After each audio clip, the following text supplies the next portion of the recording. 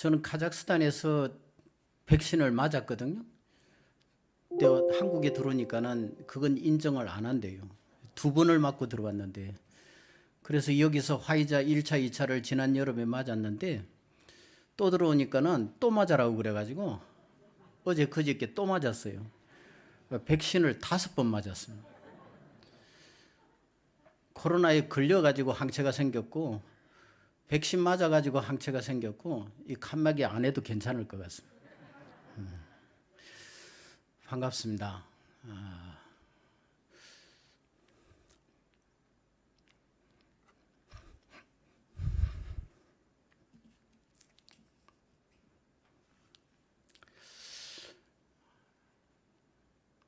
이런 날이 다시 오겠는가라고 생각을 했는데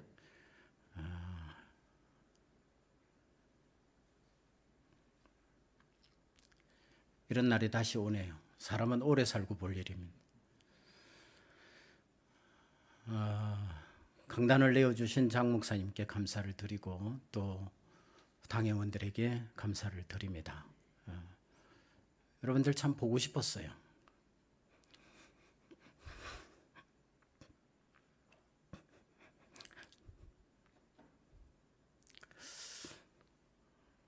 여러분들은 어떻게 생각하실지 모르지만은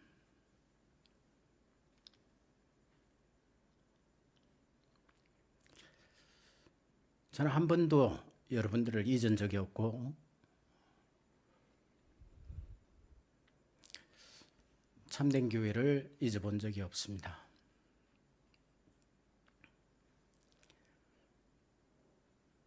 오늘은 제가 여러분들에게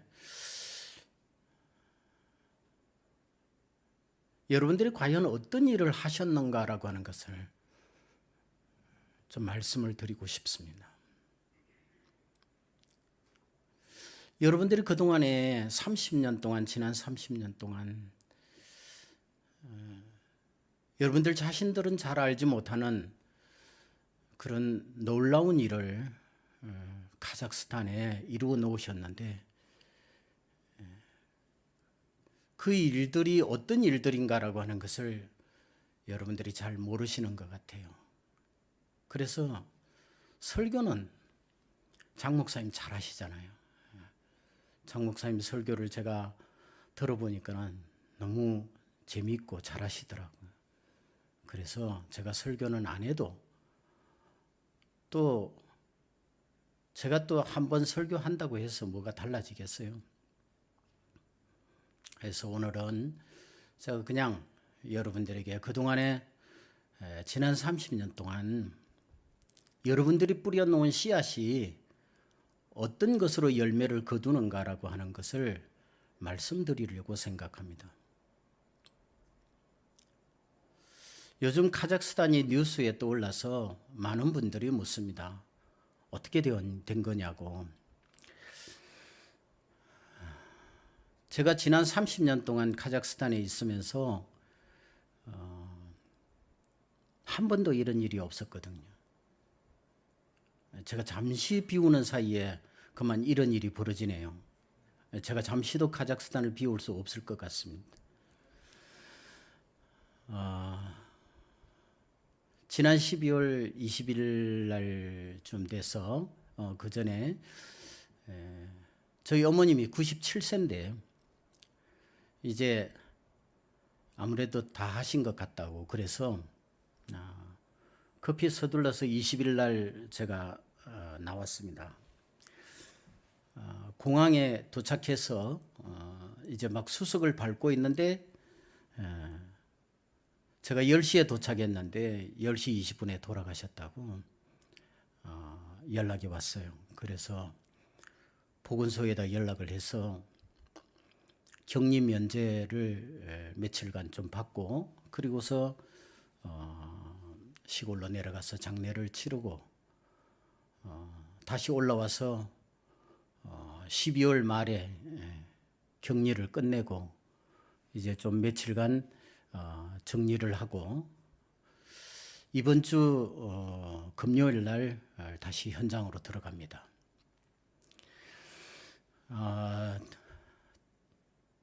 그렇게 계획만 하고 있었는데 참 하나님의 은혜인지 참 뭔진 잘 모르지만은 여러분들과 만날 수 있는 기회가 만들어지게 되고 제가 여러분들에게 마음속에 품고 있던 이야기를 할 수 있는 그러한 시간이 만들어지게 되어서 저로서는 얼마나 다행인지 모르겠습니다.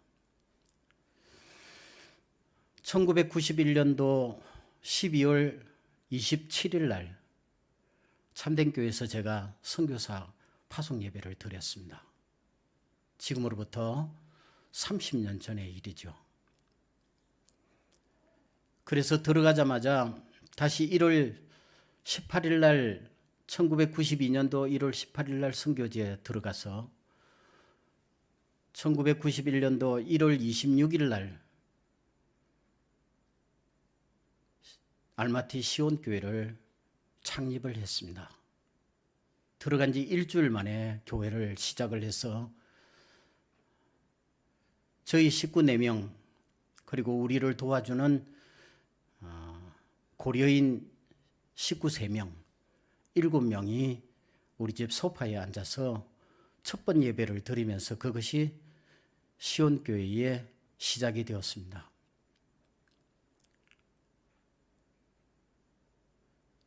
(30년이) 지나오는 동안에 끊임없이 한결같이 참된 교회가 기도해주고 관심 가져주고 후원해줌으로 말미암아 이제 이번 1월 30일 날 창립 30주년 행사를 거행합니다. 그래서 제가 금요일 날 반드시 들어가야 합니다.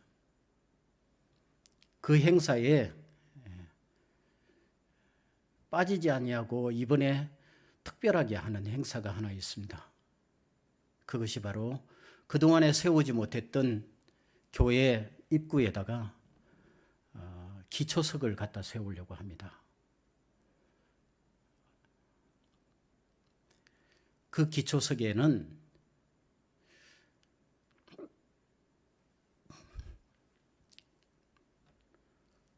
부천 참된교회 이름이 기록되게 됩니다.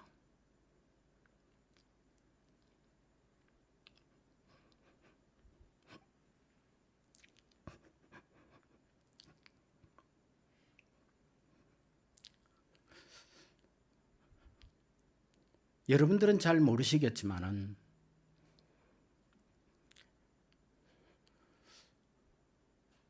여러분들은 그동안에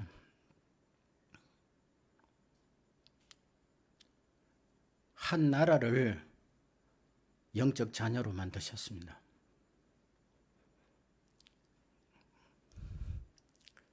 그 영적 자녀가 바로 지금 소요 사태 속에 말려 있는 카자흐스탄입니다.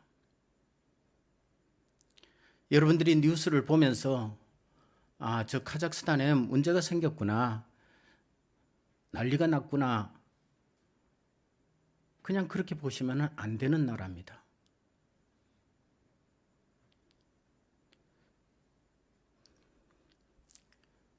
그 카자흐스탄이라는 나라는 여러분들의 영적 자녀입니다. 여러분들의 자녀의 나라입니다. 그렇기 때문에 여러분들은 누구보다도 더 많이 기도해야 되고 정말 내 자녀를 사랑하는 마음으로 카자흐스탄을 돌아보셔야 합니다. 저는 이제 곧 은퇴입니다.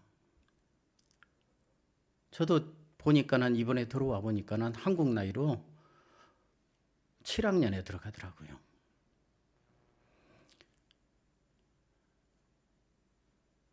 저는 곧 은퇴하지만은 여러분들이 낳아놓은 영적 자녀인 카자흐스탄은 앞으로도 계속해서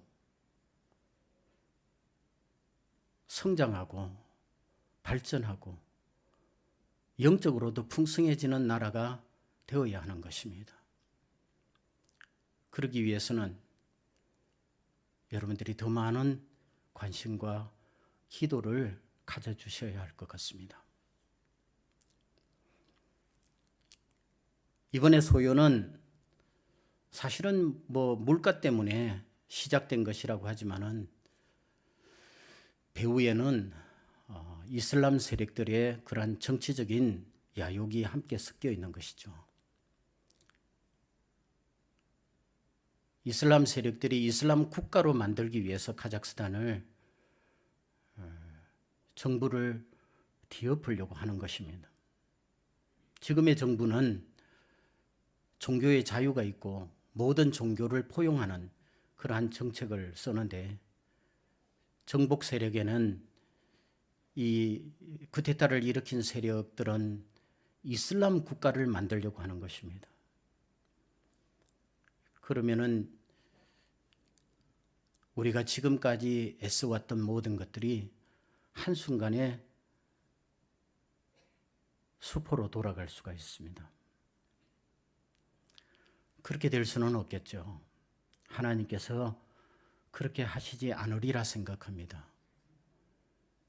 그러기에 더욱더 더 많은 기도가 필요하고 더 많은 관심을 가져주셔야 할 것 같습니다. 저는 오늘 여러분들에게 카자흐스탄이라는 나라가 여러분들과는 전혀 무관한 나라가 아니라는 것을 말씀드리는 것입니다. 뉴스에 그냥 듣고 귀로 듣고 그냥 흘러버리는 나라가 아니라는 것을 제가 말씀을 드리는 것입니다. 제가 지난 시간을 돌아보니까 여러분들이 카자흐스탄에 대해서 제가 제대로 설명하지 못한 부분들이 참 많았던 것 같아요. 그래서 여러분들에게서 관심이 멀어진 것이 아닌가 하는 그런 생각도 가집니다.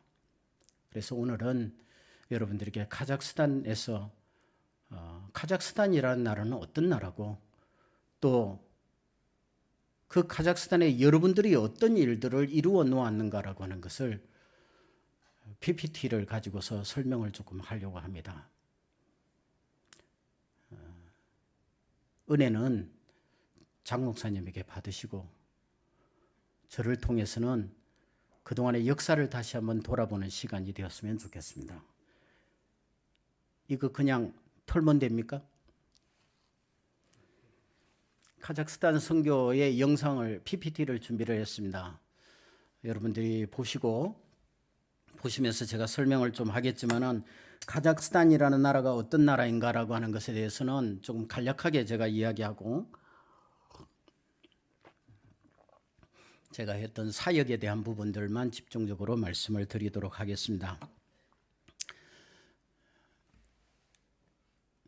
넘어가나요? 안 넘어가나요? 저쪽으로. 제가 촌사람이 돼가지고 그래도 안 가네.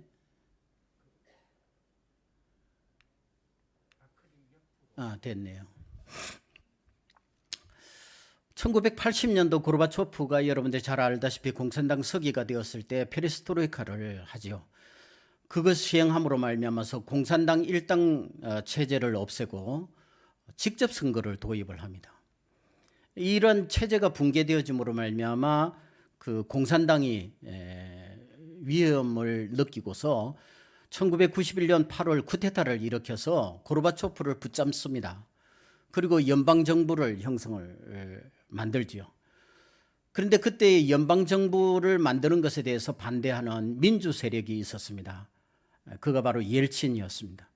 그 옐친이 탱크를 이끌고서 붉은 광장 앞에 나가가지고 민주주의를 외치면서 민주국가를 만들자고 그렇게 이야기를 하죠. 그때 그 옆에에 옐친의 바로 옆에에 바로 카자흐스탄의 그동안의 대통령 30년 동안 대통령을 했던 나자로보예프 대통령이 그곳에 언제나 같이 있었습니다. 그래서 드디어 구소련은 91년 12월 8일 날 러시아와 우크라이나, 벨라루시아 대통령이 함께 모여가지고 벨로베자라고 하는 그러한 벨로루시아에 있는 백러시아에 있는 벨로베자라고 하는 곳에서 회담을 갖게 되고 그곳을 통하여서 나라를 바꾸기로 나라를 다 쪼개기로 그렇게 결정을 하게 됩니다. 그래서 1991년 12월 16일 날 구소련이라는 나라는 이제 없어져 버리고 15개의 독립된 나라가 형성이 되게 되죠. 예, 그 다음 장면이요. 슬라브 계통의 나라들이 4개 나라입니다. 러시아, 우크라이나, 벨라루시아, 몰도바 이렇게 4개의 나라가 있고 발트 3국이라고 하는 나라가 있습니다. 에스토니아, 라트비아, 리투아니아 그렇게 3국이 있고 그 다음에 조지아를 중심으로 한 코카서스 3개국 조지아, 옛말로는 그루지아라고 그러죠. 그루지아, 아르메니아, 아제르바이잔 그렇게 3개국이 있고 중앙아시아 5개 나라 카자흐스탄, 키르기스탄, 우즈베키스탄, 타지키스탄, 투르크메니스탄 그렇게 해서 5개 나라 모두 해서 15개 나라로 나누어지게 됩니다. 지도는 뭐 이렇게 돼서 여러분들이 보시면 이제 굉장히 넓은 땅이죠. 구소련이라고 하는 나라는 세계에서 가장 큰 나라로 사실은 연방국가로 되어 있던 나라죠. 지금의 푸틴은 이 15개로 흩어져 있는 나라들을 다시 영토를 회복하려고 하는 것이 자기의 꿈이에요. 푸틴의 꿈. 그래서 그 첫 번째가 바로 지금 우크라이나 사태입니다.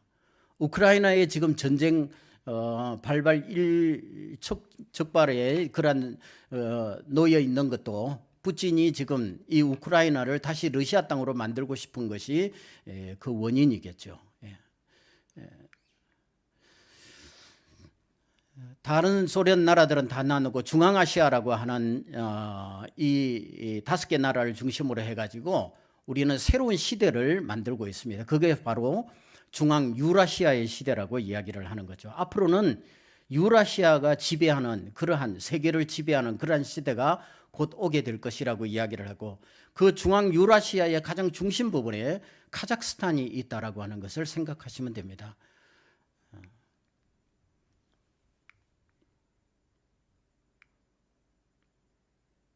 예, 다음 넘겨주세요.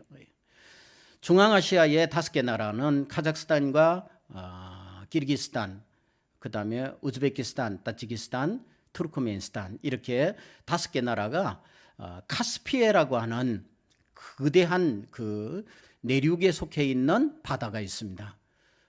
모두가 다 대양에 속해 있는 바다지만은 이 카스피해는 내륙에 들어앉아 있는 그러한 바다지요. 그래서 이 바다에서 이 카스피해에서 지금의 모든 원유와 가스와 이런 것들이 솟아나게 되는 것이죠. 거기에 지금 각 나라들이 이렇게 걸쳐가지고 나라를 형성하고 있는 나라들, 중앙아시아 나라들입니다. 그 다음요.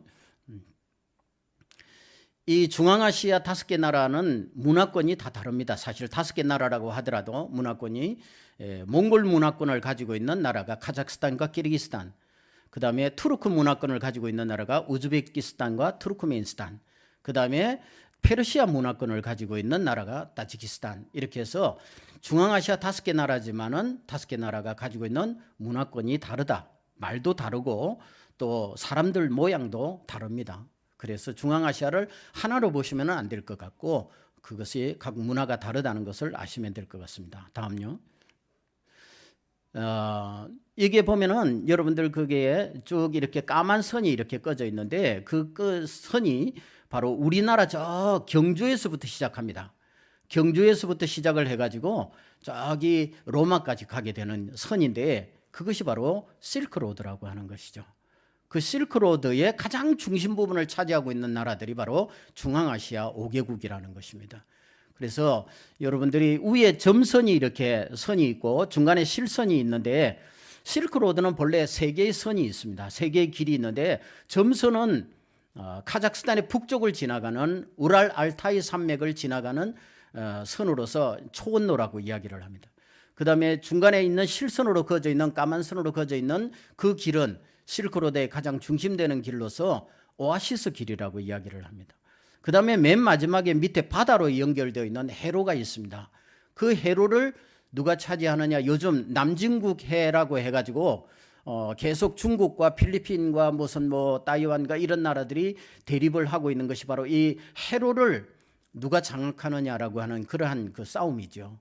그래서 맨 마지막 그 해로가 있고 그렇게 세 가닥 실크로드가 있는데 가장 중심되는 길은 오아시스 길이거든요. 그 오아시스 길의 가장 또 중심되는 부분은 바로 카자흐스탄이라고 보시면 되겠습니다. 다음요. 중앙아시아를 어떻게 볼 것인가?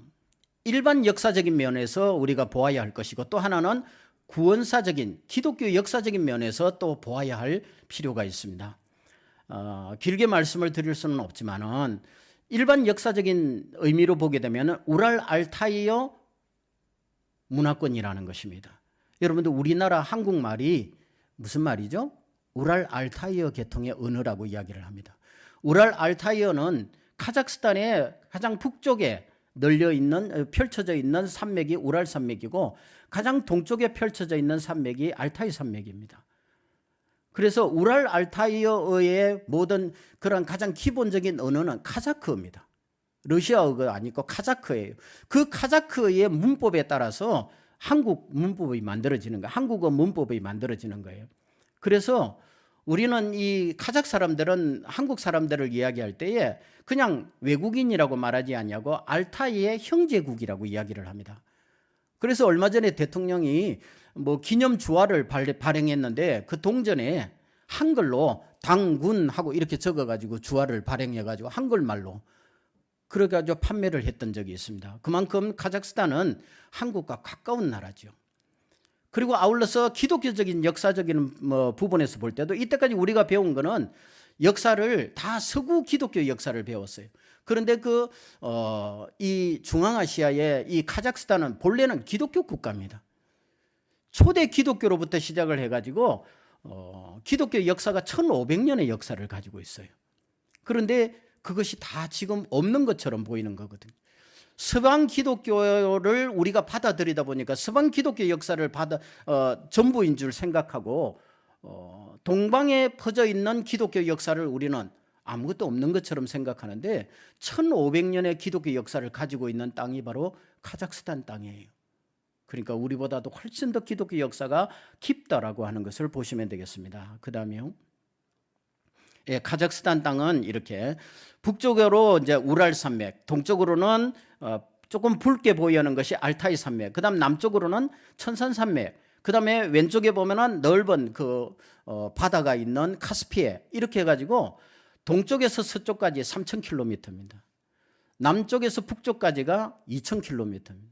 그러니까 우리나라 남한의 24배가 되는 엄청나게 전 세계적으로 9번째로 큰 땅덩어리를 가지고 있는 넓은 초원의 나라입니다. 그러니까 가도 아무리 달려도 지평선만 계속해서 보이는 국경선 상에만 이렇게 산이 있지 내륙에 들어가면은 산이 없습니다. 거의 다 초원이고 그렇기 때문에 그들은 유목민이죠. 소떼와 양떼와 말떼와 낙타떼를 이끌고서 여기저기 옮겨 다니는 그런 유목민들의 생활을 하고 있습니다. 그 다음에요. 이것이 카자흐스탄의 뿌리를 나타내는 생명나무라고 이야기를 합니다. 이 생명나무에는 세 가닥의 뿌리가 있습니다. 그 세 가닥의 뿌리가 뭐냐면 하나는 스키타이, 그 다음에 또 하나는 샥족, 또 하나는 훈족. 그러니까는 스키타이와 샥족과 그 다음에 훈족이 카자흐스탄의 뿌리예요.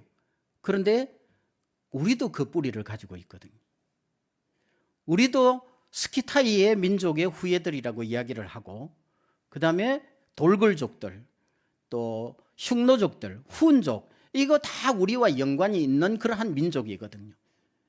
그러한 뿌리를 가지고 있는 것이 카자흐스탄의 뿌리예요. 그런데 우리도 똑같이 그런 뿌리를 가지고 있습니다. 예, 다음 넘겨주세요. 예. 그 다음 넘겨주세요. 예, 카자흐스탄의 문화는 우랄 알타이어 문화죠. 그다음 교착 언어입니다. 우리말도 교착 언어잖아요. 교착 언어라는 말은 뒤에 명사 뒤에 은, 는, 이, 가 이런 말이 붙어가지고 말이 이어져 가는 말을 교착 언어라고 그러는데 사실 교착 언어의 가장 표본은 카자크어입니다. 우리는 중국말하고 좀 섞여가지고 이 교착 언어가 조금 변질됐지만은 카자흐는 전혀 변질되지 아니한 교착 언어의 표본이죠. 그리고 새를 섬기는 나라입니다. 태극기에 보면 새가 들어가 있죠. 우리나라는 본래 용을 섬기는 게 아니라 봉황을 섬기는 나라. 봉황을 중심으로 하는 그런 나라죠. 육진법을 좋아합니다. 육진법을 쓰는 나라예요. 우리나라도 60이면 한 갑이라고 이야기를 합니다. 육진법에서 나온 것이거든요. 한 갑을 다 살았다. 그 다음에 두 번째로 넘어가면 이제 두 번째 갑을 넘어가는 거예요.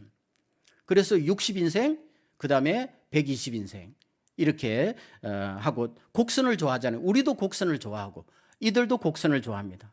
이들은 유목민족이고 가족 중심의 나라인데요. 우리도 다 가족 중심의 그러한 문화를 전통을 가지고 있는 나라죠. 다음이요.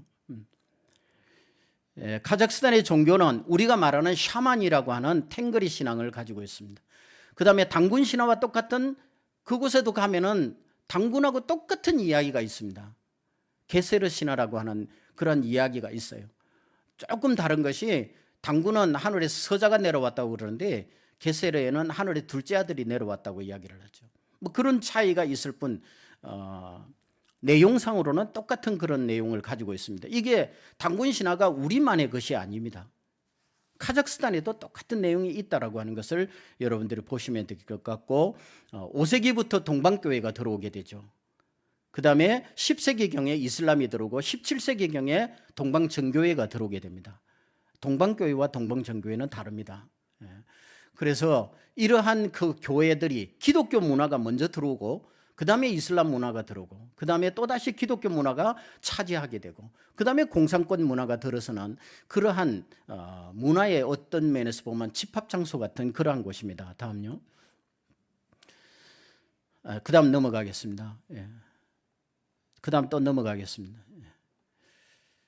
중앙아시아의 기독교적인 의미는 동방교회가 동진한 기독교 역사 현장을 가지고 있다고 하는 겁니다. 우리는 지금까지 계속해서 기독교 역사가 서짓만 한다고 생각을 했는데 하나님의 역사는 그렇지가 않습니다. 초대교회를 통해서 기독교가 동서남북으로 다 뻗어나죠. 그런데 다만 역사적으로 기록된 역사가 서방교회의 역사만 기록되어 있기 때문에 동방교회 기독교의 역사가 마치 없는 것처럼 생각하지만은 아닙니다. 동방교회의 기독교 역사는 유구한 역사를 가지고 있고 그것의 가장 중심되는 부분이 바로 카자흐스탄, 중앙아시아라고 하는 것을 생각하시면 되겠고 이 교회는 동방으로 뻗어난 교회는 처음부터 서방으로 뻗어난 교회는 굉장히 조직적인 교회였지만은 동방으로 뻗어나는 교회는 굉장히 서민적이고 선교적인 교회였다라고 하는 것을 볼 수가 있습니다. 여러분들이 잘 아는 것처럼 카톨릭 교회는 종교개혁이 일어나기 전까지는 성경 번역이 일어나지 않습니다. 그런데 동방으로 뻗어난 이 교회들은 다 성경을 번역하고 현지인들이 들을 수 있도록 그렇게 만드는 그러한 교회로 발전하는 것을 볼 수가 있습니다. 그래서 중국어 성경도 만들어지게 되고 투르크어의 그러한 성경도 만들어지게 되고 여러 가지 언어들로 성경이 번역되어져서 훨씬 더 선교적인 교회였다라고 하는 것을 알 수가 있습니다. 그 다음 넘어가고요. 이거는 뭐 다음에 여러분들이 이거는 신학적인 문제고 또 역사학적인 문제이기 때문에 이거는 그냥 넘어가겠습니다. 이것도 넘어가겠습니다. 그 다음요. 이것도 넘어가겠습니다. 동방교회의 유적들이 많지가 않습니다. 왜냐하면 선교적인 교회였기 때문에 이렇게 교회를 크게 짓지를 않았어요. 그렇지만은 곳곳에 수도원들이 남아 있는데 이렇게 동굴로 되어 있는 저 뒤에 보면은 이렇게 왼쪽 그림에 보게 되면은 저 언덕 위에 이렇게 구멍이 뻥뻥 뚫려 있는데 이게 수도원이에요. 그 안에 들어가면 저렇게 오른쪽에 있는 것처럼 의자처럼 흙을 깎아가지고 흙을 깎아가지고 의자를 만들어가지고 집회 장소를 만들어 놨던 그런 곳이고 이게 수도원인 것을 어떻게 알 수 있느냐? 그 다음 넘겨주세요. 제가 가보니까는 천장에 흙을 깎아가지고 십자가를 만들어 놨어요. 이게 안쪽에가 좁고 바깥쪽이 넓어지는 십자가가 네스토리안 기독교의 십자가의 특징이거든요. 그래서 그들은 천장에다 크다랗게 십자가를 베겨가지고 그것이 바로 수도원이었다라고 하는 것을 알 수가 있죠. 그 다음에요. 예, 이거는 11세기에 지어진 교회입니다. 동방교회인데 지금은 이슬람 사원으로 사용하고 있습니다. 그래서 이것이 이슬람 사원이지, 이슬람에서는 자기들이 지었다고 이야기를 하는데 아니, 이거는 교회예요. 이 안에 들어가면 방이 3개가 있는데 한쪽 방만, 한 중간에 있는 방만 남겨놓고 나머지 2방은 다 잠궈놨어요. 그런데 벽을 다 깎아놨어요. 그래서 이쪽 방을 좀 볼 수 있느냐 그랬더니만 안 된다고 그러길래 내가 역사학자라고 이야기를 했더니만 열어주더라고. 그래서 왜 이걸 잠궈놨는가 하고서 들어가서 보니까 깜깜하게 불도 다 꺼놓았는데 핸드폰 불로 비춰가지고 이렇게 보니까는 깎을 수밖에 없었어요. 그게 벽화가 있었는데 다 깎아냈는데 하나 지울 수 없는 것은 벽돌 색깔을 다르게 해가지고 십자가를 새겨놨어요. 그러니까 그건 깎아낼 수가 없으니까 아예 그냥 닫아버린 거예요. 그래서 제가 이 교회 가서 보면서 이거는 사원이 아니라 교회였다라고 하는 것을 알 수가 있었습니다. 그 다음요. 이게 이제 중앙아시아 여러 곳에서 나타나는 그러한 유물들입니다. 그 다음요. 여기서부터 이제 저희들이 어떤 선교를 했느냐. 교회 개척을 여러분들이 제가 이곳에서 파송 예배를 받고 나가가지고 제일 먼저 교회를 개척하고 알마타의 시온 교회를 개척하고 가스켈렌에 또 가스켈렌이라는 지역에 또 교회를 개척을 하고 지나오는 동안에 신학교를 만들고 또 연구소도 만들고 여러 가지 그러한 에큐메니컬 선교를 감당해오는 그러한 일들을 많이 해왔습니다. 한번 보시겠습니다. 넘어갑니다. 1991년도 7월 달에 선교지를 모스크바 알마타를 답사를 하고 1991년 12월 27일 날 총회 파송 선교사로 참된교회에서 파송 예배를 드리고 나갔습니다. 1992년 1월 18일 날 선교지 입국을 하게 되고 1월 26일 날 알마트 시온 교회를 시작을 했습니다. 그 다음에 6월 달에 92년 6월 달에 가스켈렌 교회를 시작을 하게 되고 1997년 3월에 여러분들 기억하시는 분들도 아시겠지만은 3월에 알마타 시온 교회를 건축하기 시작했습니다. 그래서 98년도 1월 알마타 시온 교회의 건축이 완공되어져서 헌당을 했습니다. 그 다음에 2005년 3월에 사과농장을 통한 쿠르드족의 삶의 선교를 시작을 하게 되고 2006년 10월에 알마티 신학 아카데미를 세우게 되고 2012년 1월에 현지 지도자에게 시온 교회를 이양을 했습니다. 2014년에 11월에 세미레치 연구소를 열게 되고 지금 현재 시온 선교센터의 센터장으로 제가 알마티 신학교와 그 다음에 세미레치 연구소의 소장과 이런 것들을 겸하면서 지금 끝까지 있습니다. 한번 보시겠습니다. 넘어갑니다. 알마티 시온 교회 1월 26일 날 창립했습니다. 여러분들 아시죠? 참된교회 3층에 그때 예배실이 있을 때에 그곳에서 선교사 파송 예배를 드렸습니다. 넘어갑니다. 아름답죠? 한여름에 찍은 사진입니다. 뒤에 산에는 3,500m 해발 3,500m에 있는 천산산맥에 만년설이 덮여 있고 그 중간에 하얗게 있는 교회가 바로 저희 교회입니다. 그 다음 넘어갑니다. 저희 교회가 이렇게 커 있는데 크기는 아마 여기 있는 본당의 크기보다 조금 좁겠지만은 길이는 뭐 거의 같을 것 같고 3층으로 만들어져 있습니다. 넘어갑니다. 넘어갑니다. 창립 10주년이 되었을 때에 박창환 목사님께서 오셔서 미국의 후원교회였던 워싱턴 시온 장로교회 이순강 목사님과 박창환 목사님 오셔서 교회에 10주년 행사를 했던 사진입니다. 넘어갑니다. 저희 성가대원들이고요. 넘겨주세요. 저희 교사들입니다. 저희가 교회를 짓고 난 다음부터 교회가 굉장히 힘을 얻고 활발하게 움직이면서 경로대학을 목요일마다 하는데 그 경로대학이 아주 활발하게 움직여지고 있는 그런 상태입니다. 경로대학입니다. 넘겨주세요. 경로대학에서 모여가지고 하고 있는 거죠. 뭐 활동을 하고 있는 겁니다. 넘겨주세요. 그 사람들은 다 춤이 일상화되어 있어서 교회 와도 저렇게 교회 마당에서 왈츠를 추고 브루스를 추고 그렇게 경로대학에서 행사를 하는 겁니다. 예, 넘겨주세요. 예, 약 지금까지 한 350명의 세례교인을 만들어냈고요. 그리고 그쳐 지나간 재적 인원만 약 한 4,000명 정도 가량이 되리라고 생각이 됩니다. 예, 넘겨주세요. 예. 여기 이 사람들은 쿠르드족입니다. 여러분들이 잘 아시는 것처럼 굉장히 격렬한 그런 이슬람을 가지고 있는 이슬람 신앙을 가지고 있는 쿠르드족이지만은 그 쿠르드족과 함께 농장을 통하여서 좋은 인간관계를 맺고 또 그들에게 찾아가서 삶으로 함께 같이 어울리면서 결혼식 주례도 하고 또 그들의 행사에 참여하고 또 그들을 교회 안으로 불러들여서 그냥 서서히 이렇게 기독교 문화를 접하게 하는 그러한 선교 형태를 가지고 있습니다. 예, 넘어갑니다. 예, 이건 러시아인들 저희 교회에 어릴 때부터 자란 친구인데 둘이서 결혼을 해서 또 결혼 주례를 하고요. 예, 넘어갑니다. 예, 교회 안에서 바자회를 해가지고 시장을 열어서 음식을 서로 간에 나누어 먹기도 하고 뭐 그런 행사도 합니다. 예, 넘어갑니다. 예, 예배 광경이죠. 예, 그다음 넘어갑니다. 예, 이거 예배 광경이고. 예.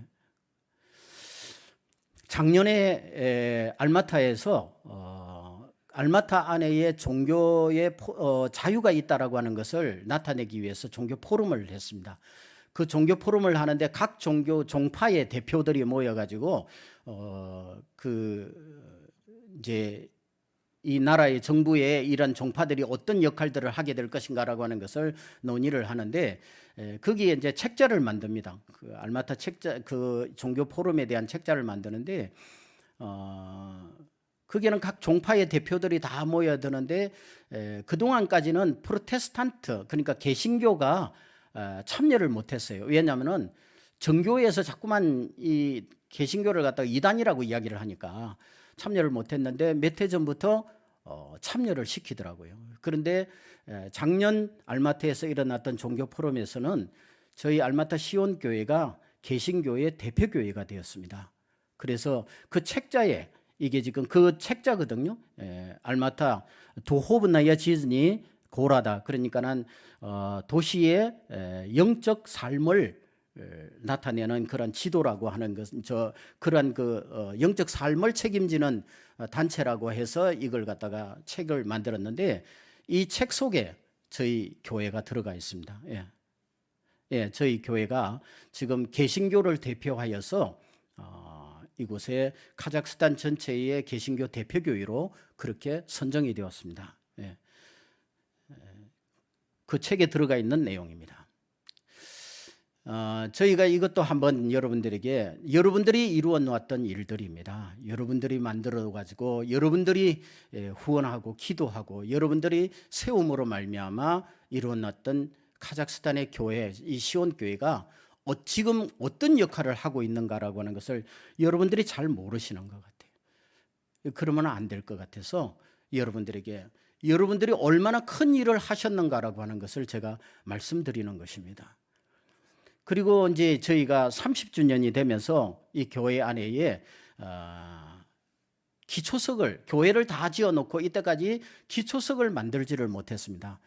그런데 이번 30주년 행사에 기초석을 만들어서 교회 입구에다가 교회 그 본당 입구 그 건물 들어가는 입구에다가 대리석에다가 글을 새겨서 넣으려고 합니다. 그 글이 다음 글입니다. 예. 예. 여기에 알마타 시온 장로교는 김상길 이성숙 선교사 대한예수교 장로회 통합 파송에 의하여 1992년 1월 26일 시작하였고 본교회 건물은 부천 참된교회 박창하 목사의 후원으로 1997년 3월 1일 시작하여서 98년 1월 26일 하나님께 헌당하였다라고 그렇게 글을 새겨서 이제 교회 입구에다가 아주 영구히 박아두려고 생각을 합니다. 여러분들이 만든 교회입니다. 여러분들이 지금까지 이 교회를 통하여서 이루었던 모든 역사들이에요. 그냥 뭐 나 몰라. 그러고서 버려두고 없어져 버릴 수 있는 그런 교회가 아니라는 것입니다. 이것은 이제 대리석에다가 박아가지고 교회 안에다가 붙여버리면은 그 교회를 허물지 않는 이상에는 그곳에는 부천 참된 교회가 이 교회를 세웠다라고 하는 역사는 길이 남겠죠. 예, 그 다음에 교회만이 아닙니다. 그 교회 건물 안에 2006년도 10월 달에 알마티 신학대학원을 열었습니다. 그때에 부천 제일교회에 있는 윤대영 목사님과 박창환 목사님, 또 총회장을 하셨던 김순건 목사님이 제1대 이사장으로 취임을 하시면서 저희들의 신학교를 시작하게 되어서, 이 신학교는 그냥 일반 신학교가 아니라 신학대학원입니다. 목회를 하고 있는 현지 목회자들을 불러다가 그들을 재훈련시켜서 그들을 든든히 세워가는 역할을 하는 그런 신학교입니다. 그래서 학생 수는 많지는 않지만 가장 알찬 그러한 신학을 하는 대학이라고 생각되어집니다. 예, 넘어가겠습니다. 이것도 여러분들이 세우신 것입니다. 여러분들이 헌금해 주시고 여러분들이 기도해 주심으로 말미암아 알마타의 이 카자흐스탄의 그 아바트라고 하는 곳에 세워져 있는 신학교 건물입니다. 이 안에 8개의 방이 기숙사가 마련되어 있고 강의실과 예배실, 그 다음에 강사실, 그 다음에 그 안에 식당과 이런 모든 것들이 다 갖추어져 있는 굉장히 넓은 그러한 건물입니다. 이거 여러분들 것입니다. 여러분들이 만들어 주신 것이라고. 신학생들 넘겨가겠습니다. 각 그 회기마다 신학생들이 있어서 그것을 기록한 것입니다. 이 학생들 가운데서는 아마 여러분들도 기억하실 수 있을 것입니다. 여기에 졸업하기 전에 학생들이 언제나 여기 와서 훈련을 받고 갔습니다. 그 훈련이 참된 교회에서도 훈련 받고 다른 교회에서도 부천노예 안에 우리 이사들 모든 교회에 가가지고 훈련을 다 받고 가서 얼마나 큰 도움을 받는지 몰라요. 어떤 학생은 처음에 와가지고 그 묻더라고요. 참된 교회에 여기에 새벽마다 새벽 기도를 나오면서 나보고 물어요. 우리한테 보여주려고 새벽마다 모이느냐고 그러더라고. 그래서 네가 뭔데 너희 보여주려고 이 많은 사람들이 새벽마다 모이냐고. 한국의 교회는 새벽 기도 때문에 살아. 너희도 돌아가서 새벽 기도를 해. 그래서 그 아이들이 충격을 받고 돌아가서 새벽 기도를 계속 열어가는 현상들을 볼 수가 있었습니다. 여러분들이 다 훈련시켜 주신 것이죠. 넘어갑니다. 학생들 또 넘어갑니다. 수업하면서 이제 각 그 강사들이 사실은 다 지금 이 사진은 한일 신학교의 조혜룡 교수, 지금은 주한대학원대학교의 교수로 있는데 그 사람이 왔을 때에 같이 찍었던 것이고, 한국에 있는 많은 대학교 교수들이나 아니면은 학위를 가지고 있는 그러한 교수님, 목사님들을 불러다가 강의를 이렇게 하는데, 한 달에 일주일간씩 인텐시브로 강의를 하는 그러한 형태로 학교를 운영하고 있습니다. 그 다음 넘어갑니다. 넘어갑니다. 졸업생들을 배출하고 이때 졸업식 때에 박창환 목사님, 또 조숙한 목사님, 박재관 목사님 이런 분들이 오셔서 함께 졸업식을 했던 사진입니다. 넘어갑니다. 그 다음에는 이제 2014년도 11월 달에 세미레체 연구소를 개원을 하게 됩니다. 세미레체 연구소에는 제가 아까 전에도 말씀드렸지만은 제가 한 20년 정신없이 사역을 하고 난 다음에 돌아보니까는 내가 잘못했더라고요. 그래서 교회를 현지인에게 넘겨주면서 내가 잘못한 것이 뭐냐. 복음만 전하려고 애를 썼지 복음을 들어야 하는 현지인들을 이해하려고 하는 것이 없었더라고요. 그런 게 부족했더라고요. 그래서 카자흐스탄이라는 나라가 어떤 나라인가라고 하는 것을 알기 시작하고 연구하기 시작했습니다. 그래서 세미레체라는 말은 뭐 여러분들에게 생소하겠지만은 실크로드라는 말이나 마찬가지입니다. 다만 실크로드는 길이잖아요. 세미리체는 삶의 현장을 말하는 것입니다. 그곳에 딱 고정되어 있는 그러한 장소를 말하는 것이죠. 다시 말하면 세미리체는 카자흐스탄의 옛 이름입니다. 그래서 그 세미리체 연구소를 만들어서 역사와 문화와 그곳에 있는 일반 역사학자들과 문화학자들을 불러다가 매년 한 번씩 세미나를 갖게 됩니다.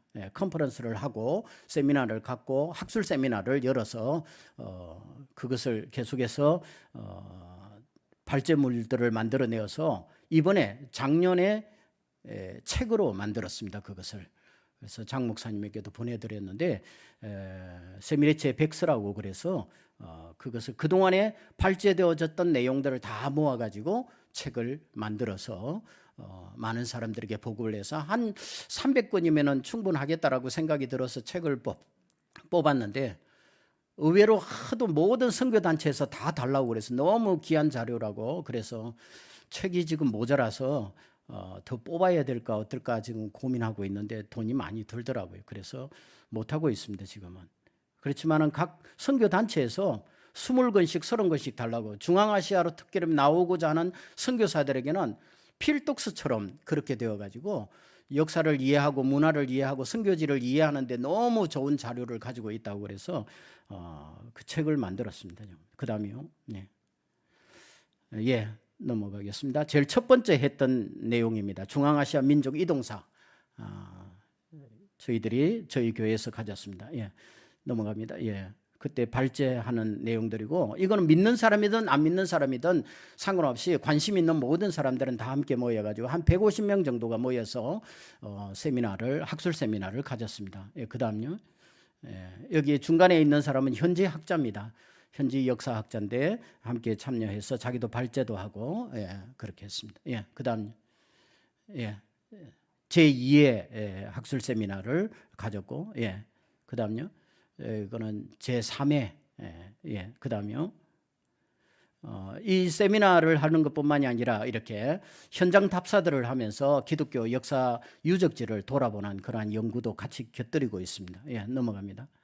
넘어갑니다. 지금 저 앞에 거 다시 한번 돌려주세요. 여기가 여러분들 그 아프가니스탄과 타지키스탄의 국경이 있는 아무다리아 강가입니다. 사실 이 안에는 못 들어가요. 국경이기 때문에. 지금도 뭐 총소리가 들리고 뭐 이렇게 하는데 제가 역사학자라고 그랬더니만은 그 옆에 오른쪽에 있는 그 제일 군복 입고 있는 사람이 여기에 수비대 대장이에요. 그 대장이 직접 찾아와 가지고 저희가 그 근방에 갔더니만은 차를 타고 왔더라고요. 와가지고는 우리를 캄보이해 가지고 국경을 넘어서 들어갔어요. 들어가서 그 다음에 이제 차 양옆으로 총을 든 군인이 두 사람이 올라타 가지고 앞에서 캄보이를 하고 뒤에서 또 캄보이를 하고 우리 차를 그렇게 해가지고 저 역사 현장까지 보여주더라고요. 그래서 저희가 들어가서 그곳에서 이게 동방 기독교의 수도원이었구나라고 하는 것을 알 수가 있었습니다. 그 다음 돌아갑니다. 이제 그게 천장에 있는 내용이죠. 십자가고요. 그 다음요. 여기 아까 전에 제가 오아시스 길이라고 이야기를 했잖아요. 여러분들은 사막의 오아시스를 생각할지 모르지만 광야의 오아시스입니다. 광야에서 이렇게 물이 흘러가지고 저 안에 칠리초크라고 하는 타지키스탄에 있는 땅인데 저곳에 저 오아시스 물이 모여가 강을 이루어요. 그래서 거기에 사람들이 이렇게 쉼터를 만들어 가지고 놀러 오기도 하고 그렇습니다. 그 다음 넘어가면 이게 오아시스예요. 땅속에서 저렇게 물이 막 맑은 물이 솟아나요. 그래서 그것이 계속 흐르면서 몇 개의 그러한 그 샘들이 모여가지고 큰 강을 이루어서 나가는 것을 볼 수가 있습니다. 이게 이제 곳곳에 있는 거죠. 그 다음에 넘어갑니다. 저게 이제 돌에 새겨져 있는 십자가의 모양이고요. 그 다음에요. 넘어갑니다. 저희가 스키타이 시의 후예라고 하는 그러한 그 근거가 얼마 전에도 김해에서 암각화를 발견해냈다고 하는데 그 암각화의 내용이 이것하고 똑같더라고요. 이거는 알마타에서 약 한 160km 떨어져 있는 탕발이라고 하는 곳에 가면은 저런 암각화가 한 4,000점 정도가 그냥 그 바위 절벽에 새겨져 있습니다. 그래서 그냥 막 방치되어 있는 건데 그 사람들은 뭐 이게 얼마나 소중한 건지 잘 몰라서 그냥 방치하는 것 같은데 그런 그 암각화가 여러 군데 있어요. 그래서 그런 암각화를 연구해 보면은 아마도 우리 민족과 스키타이 민족과의 연관성을 찾을 수 있으리라고 생각이 듭니다. 예, 넘어갑니다. 예. 예, 카자흐스탄이 어떤 전경을 가지고 있는가 한번 보시죠. 뭐. 예, 넘어갑니다. 예. 저희 뒷동산입니다. 저희 교회 뒷동산, 저희 집이 교회 안에 있는데 저희 집 뒷동산이 해발 3,500m입니다. 저렇게 1년 내내 흰 눈이 덮여 있는 한여름에도 도시는 40도 더위가 있어도 산 위에는 저렇게 하얗게 눈이 덮여 있는 그러한 것이고, 여러분들 보시다시피 옆에 우리 교회 바로 옆에 저 활강하는 저 스키 타면서 뭐 내려오면서 나르는 거 있잖아요. 그거 경기장이 바로 옆에 있어요. 그래서 교회에서 이래 보면 날아가지고 뚝 떨어지는 게 보입니다. 그 2021년인가요? 아시아 동계올림픽 대회 할 때 알마타에서 했잖아요. 그때에 한국 선수들도 와서 그곳에서 금메달을 따기도 하고 그랬는데, 예, 넘어갑니다. 예. 겨울에도 이렇게 양떼들을 몰고 양떼들이 그냥 눈 속에서 뭘 찾아서 먹고 있는데, 그림 이쁘지요? 그림이 아니라 사진입니다. 실제 사진입니다. 넘어갑니다. 하나님이 만드신 작품이에요. 그냥 들에 나가면 봄에 되면 5월 달에 양귀비꽃이거든요. 저 양귀비꽃이 그냥 끝도 없이 그냥 온 들판을 빨갛게 물들입니다. 그때가 되면은 돈 안 주고도 아주 꽃밭에 구경을 얼마나 잘할 수 있는지 모릅니다. 이건 뭐 누가 기른 것도 아니에요. 그냥 그냥 광야에서 그냥 이렇게 자라는 거예요. 예, 그다음 넘어갑니다. 예, 넘어가겠습니다. 예, 알마타 도시를 싸고 있는 탑입니다. 이번에 쿠데타 세력들이 저 탑을 점령을 하려고 저 탑에 모여들었다가 다 한꺼번에 붙잡힌 그런 그 탑입니다. 송신탑입니다. 저게 가장 높은 탑이죠. 그게. 그다음 중앙아시아 선교의 관점은 회복의 선교입니다. 우리가 점령하는 선교가 아니라 그들이 1500년의 기독교 역사를 가지고 있기 때문에 그 기독교 역사를 회복시켜주는 그러한 역사를, 선교를 가져야 된다라고 하는 것이고, 특별히 이 카자흐 사람들은 가족 관계를 굉장히 중요시하게 생각하기 때문에 관계 선교를 해나가면은 개인적으로 이렇게 선교하는 것보다도 훨씬 더 효과적인 선교를 거둘 수가 있다라고 하는 것을 알 수가 있습니다. 그리고 잘 아는 것처럼 실크로드라는 것 자체가 네트워크입니다. 그래서 네트워크를 통한 선교가 앞으로 카자흐스탄의 선교의 중심이 되지 않을까 그렇게 생각이 들고, 카자흐스탄은 120여 종족이 모여 사는 다민족 국가입니다. 카자흐 민족만 있는 것이 아니라 여러 민족들이 있기 때문에 다양성을 인정해서 그 다양성에 맞추어서 선교 전략을 세워나가는 그러한 정책을 세워야만 되지, 어느 하나의 일률적인 정책만으로는 선교할 수 없다라고 하는 것이 카자흐스탄 선교의 관점입니다. 그다음이요.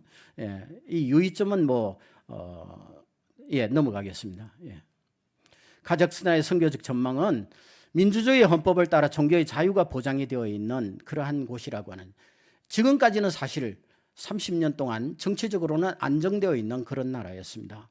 이번에 처음으로 그런 일이 벌어졌는데 아마 좀 더 그것이 발돋움하는 그런 기회가 되리라고 생각이 듭니다. 이슬람이 국가 종교가 아닌 전통 종교라는 것입니다. 국가 종교면은 우리가 선교하기 힘들죠.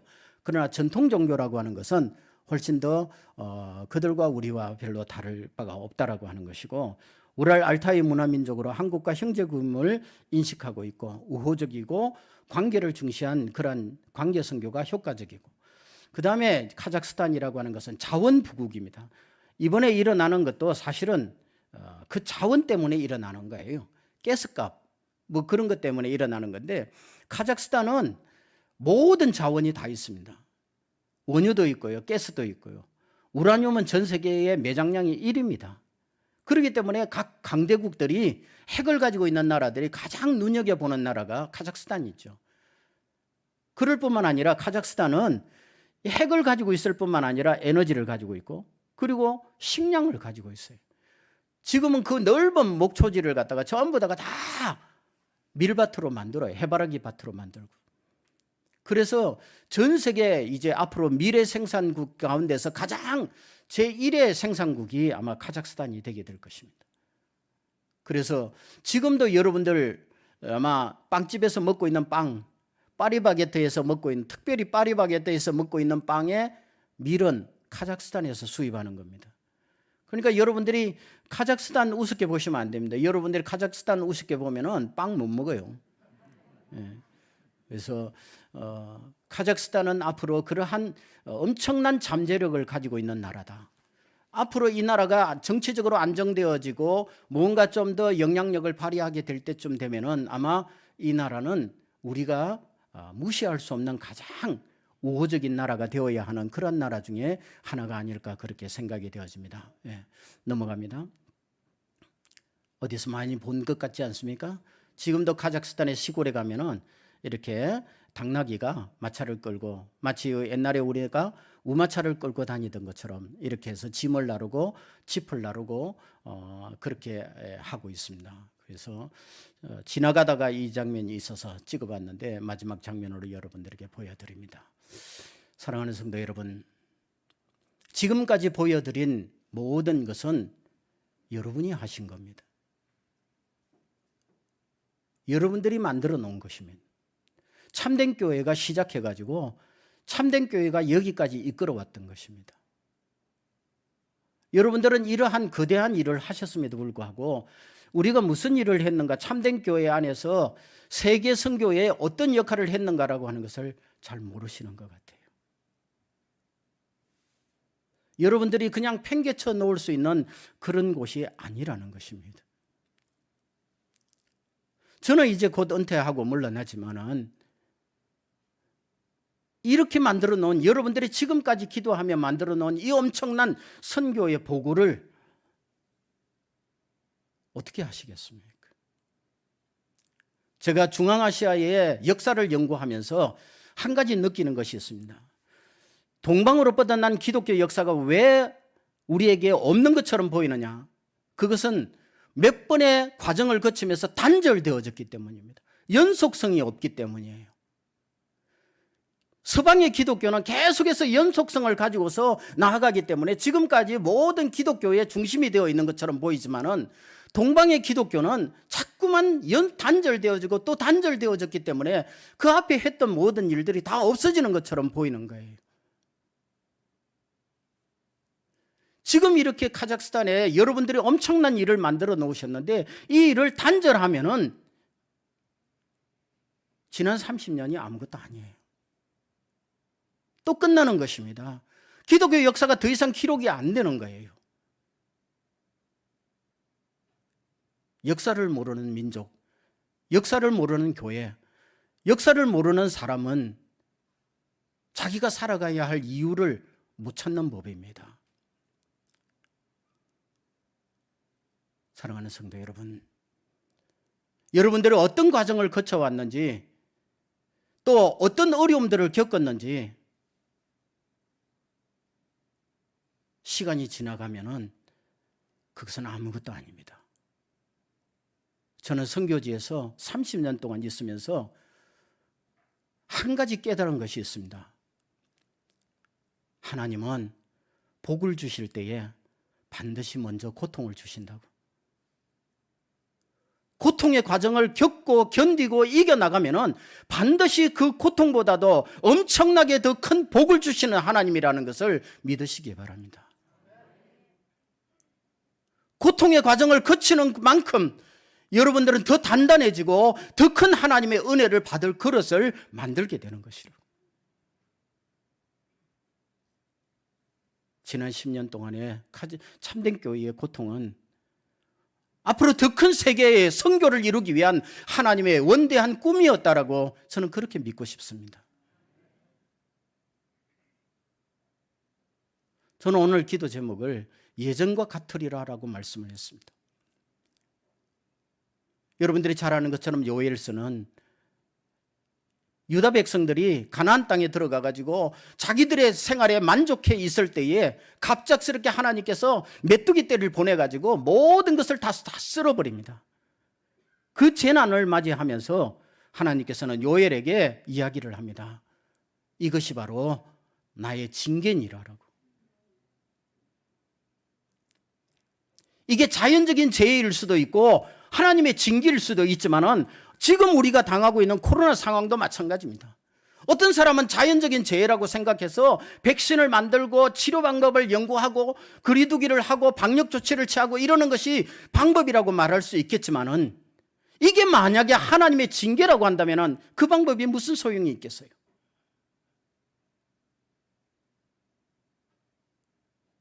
하나님에게로 돌아가야 되는 것이죠. 하나님은 요엘에게 말씀을 합니다. 너희가 왜 이런 징계를 당하느냐? 너희가 하나님 앞에서 소재와 번제를 잃어버렸기 때문이라고. 다시 말하면 예배를 잃어버렸기 때문에 너희에게 이런 징계가 온다라고 이야기를 합니다. 사랑하는 성도 여러분, 지나온 시간 동안 우리가 솔직하게 우리 자신을 돌아보십시다. 우리가 얼마만큼 형식에 잡혀있는, 형식에 빠져있는 그런 예배를 드렸는가? 그리고 그 예배가 정말로 내가 간절히 사모하는 예배였던가? 하나님 앞에 예배를 잃어버린 백성들은 어느 한순간에 우리가 알지 못하는 징계가 임한다는 것입니다. 일상이 깨어져 버리는 것입니다. 여러분들, 세상에 가장 값진 것이 무엇입니까? 일상입니다.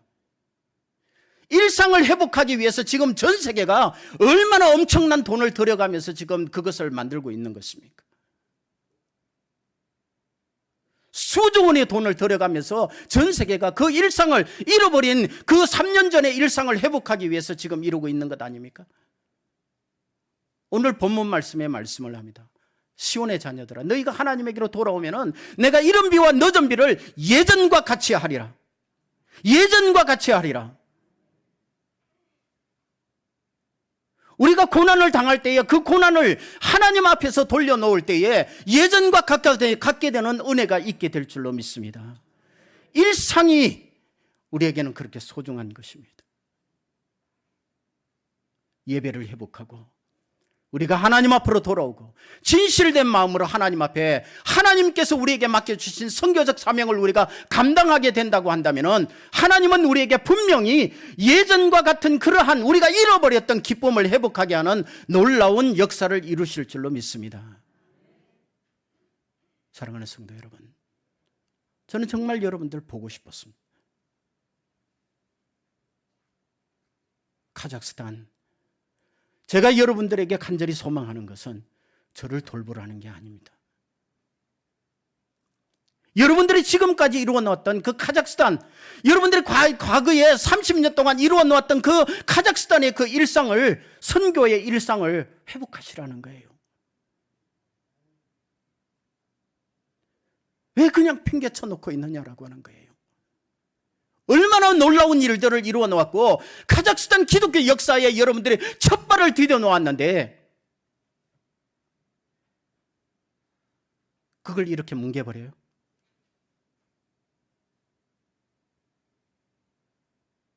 안타까운 심정으로 제가 여러분들에게 호소하는 것입니다.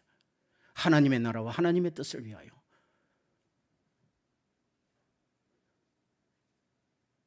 여러분들이 얼마나 놀라운 일을 하셨는가라고 하는 것을 여러분들이 잘 모르는 것 같아서 이러한 시간이 한 번쯤은 있었으면 하고 간절히 소망했었는데 오늘 이렇게 장 목사님께서 시간을 주셔서 제가 시간을 조금 초과하지만은 이렇게 간절히 말씀을 드리는 것입니다.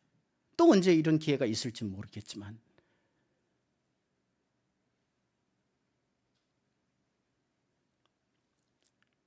부천의 한쪽 구석에 여러분들이 앉아있는 하잘것없는 교인이라고 생각하지 마십시오. 여러분들이 그동안에 기도하며 여러분들이 함께 참여하며 여러분들이 헌금하였던 그 모든 것들이 이 카자흐스탄이라는 나라를 영적으로 변화시키고 있다라고 하는 것을 여러분들이 기억하시기 바랍니다.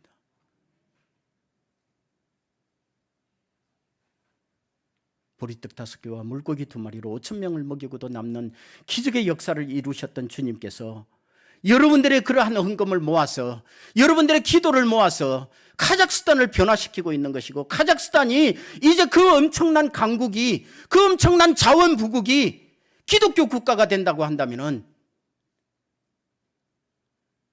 세계는 달라질 것입니다. 우리가 그냥 지나칠 수 있는 나라가 아닙니다. 그냥 외면할 수 있는 나라가 아닙니다. 그리고 지금까지 여러분들이 관심을 가져왔잖아요. 교회가 어떤 과정을 거쳤느냐.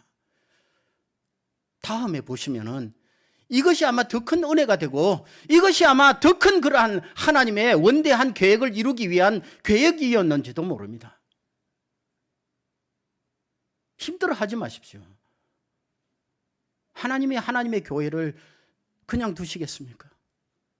다만 교회를 그냥 두는 때는 선교하지 않을 때, 하나님의 일을 감당하지 않을 때 하나님은 그 자리를 떠나시는 거죠.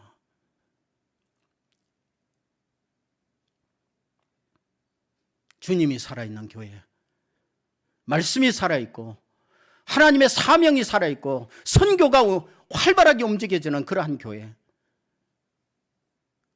지금까지 해오셨던 것처럼 여러분들 앞으로도 더 큰 일을 감당하는 진정한 참된 교회가 되시기를 주의 이름으로 축원합니다. 기도하겠습니다.